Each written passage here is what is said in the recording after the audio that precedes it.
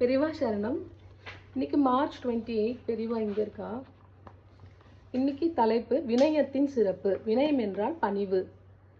So நம்முடைய புராதனமான ட்ரெடிஷனில் வினய குணத்துக்கு ரொம்பவும் சிறப்பு கொடுத்திருக்கிறது. பதவி, பணம், அறிவு, அழகு என்று ஒவ்வொன்று வைத்தும் அகங்காரம் தலைக்கணம் ஏற இடம் உண்டு என்றாலும் அந்த தலைக்கணமும் ரொம்ப தலை தூக்கி நிற்பது அறிவில் நாம் பெரியவர் என்று ஒருவர் நினைக்கும் போதுதான். அப்படி இருப்பவர்கள் எதையும் துச்சமாக தூக்கி எறிந்து பரிகசித்து பேசுவார்கள். எனவே அப்படிப்பட்ட அறிவு விருத்தியை வினயத்தோடு சேர்த்து இறுக்கி முடிச்சு போட்டு கொடுத்து விட்டால் எல்லா விதமான தலைகணங்களையும் அடக்கி இறக்கி விட்டதாக ஆகிவிடும்.